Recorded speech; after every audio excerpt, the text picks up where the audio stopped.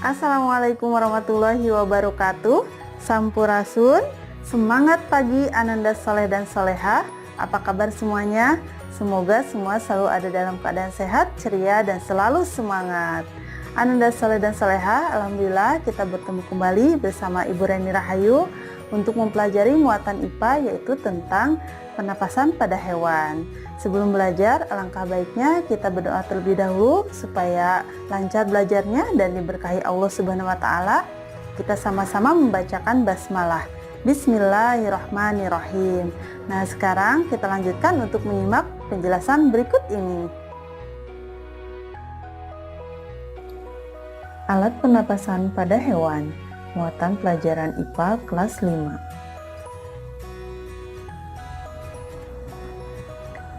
Seperti manusia, hewan juga bernapas untuk mengambil oksigen dan membuang karbon dioksida.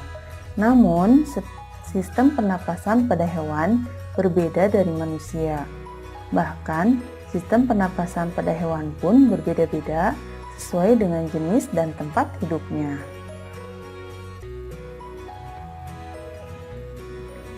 Berikut sistem pernapasan pada beberapa jenis hewan. Yang pertama adalah cacing tanah atau permes. Cacing tidak mempunyai alat pernapasan khusus. Cacing bernapas melalui permukaan kulit. Kulit cacing selalu basah dan berlendir untuk memudahkan penyerapan oksigen dari udara. Oleh karena itu, cacing menyukai tempat lembab untuk menjaga kondisi supaya kulit tubuhnya selalu basah dan berlendir.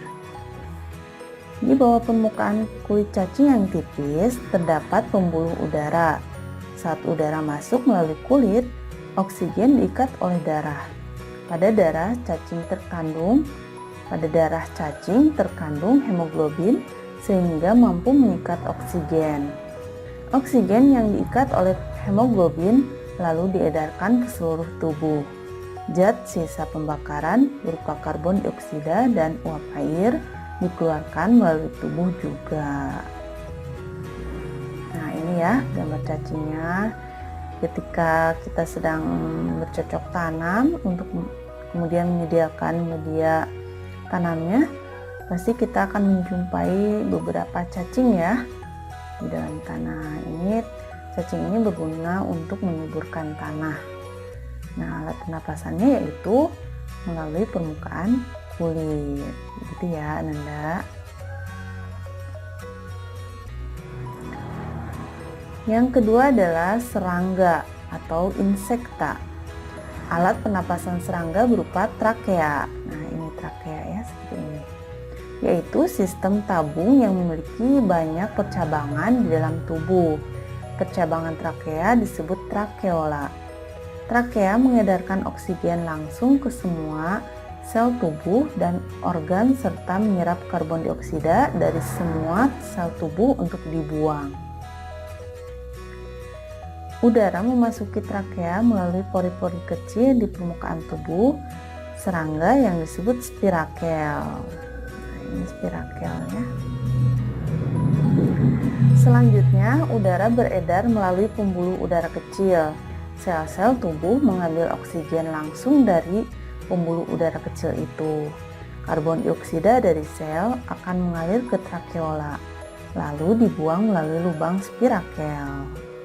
Nah, ini contoh serangganya, ada belalang dan ini ada lalat ya.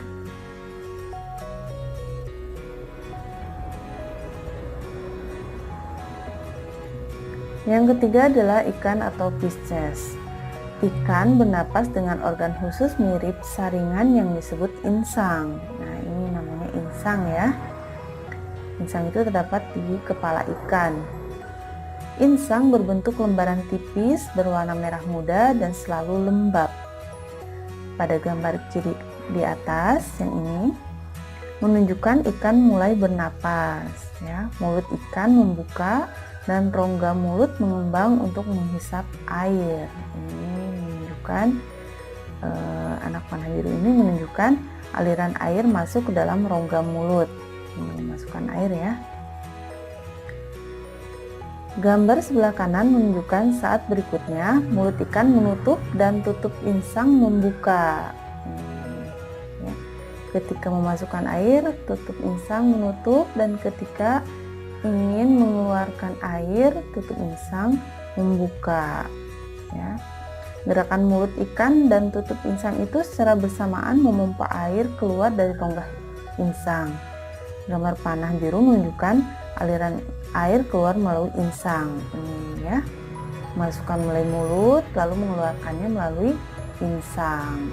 Ini ya, ini air masuk ke sini, kemudian mengeluarkan airnya dari insang.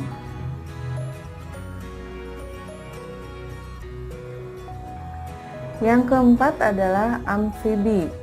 Katak termasuk hewan amfibi, yaitu hewan yang hidup di darat dan di air. Jadi hidup di dua alam ya, katak itu.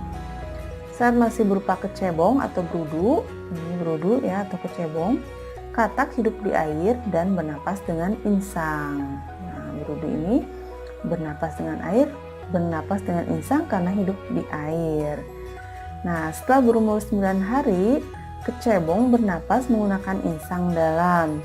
Insang akan menyusut seiring mulai berfungsinya paru-paru, dan katak muda pun tumbuh menjadi katak dewasa. Katak dewasa bernapas menggunakan paru-paru dan permukaan kulit. Permukaan kulit selalu basah agar mudah menyerap oksigen. Setelah yang tadinya berudu, kemudian berubah menjadi katak dewasa dan bernapas menggunakan paru-paru karena katak ini hidup di darat.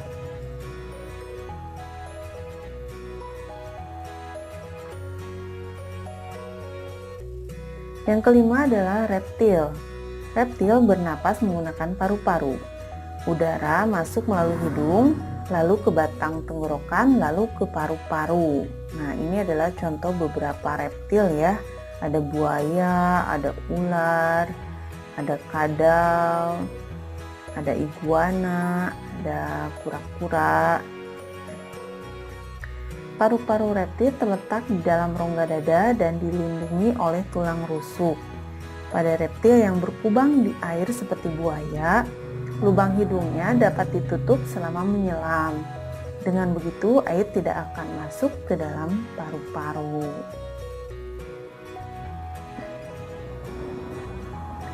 Yang keenam adalah burung atau aves. Burung bernapas dengan sepasang paru-paru dan kantong udara atau pundi-pundi udara. Burung menghirup udara sebanyak-banyaknya saat tidak terbang. Sebaliknya, saat terbang, burung tidak menghirup udara. Kantong udara berfungsi sebagai tempat menyimpan udara, juga membantu burung saat terbang, membantu mencegah hilangnya panas tubuh yang terlalu besar, dan memperkeras suara. Ya, jadi burung itu ketika terbang itu dia tidak menghirup udara karena memiliki cadangan oksigennya yaitu pada kantong udara atau pundi-pundi udaranya.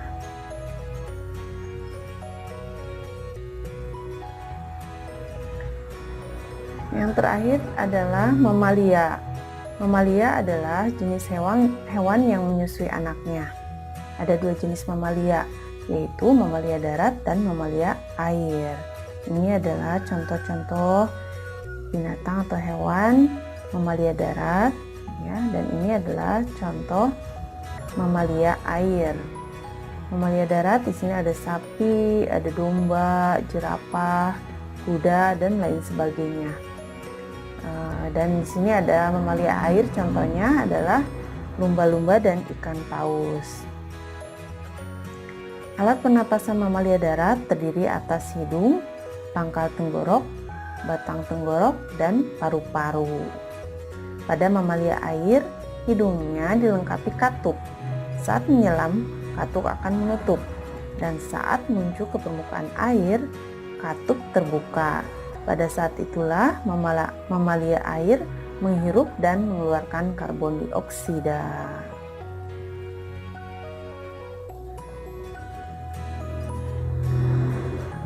Alhamdulillahirrabbilalamin, demikianlah penjelasan mengenai alat pernapasan pada beberapa hewan. Semoga dapat bermanfaat dan menambah ilmu pengetahuan bagi Ananda semuanya. Tetap jaga kesehatan, makan teratur, istirahat yang cukup, berolahraga, dan selalu terapkan protokol kesehatan dengan baik ya. Tetap semangat ya belajarnya. Terima kasih. Wassalamualaikum warahmatullahi wabarakatuh.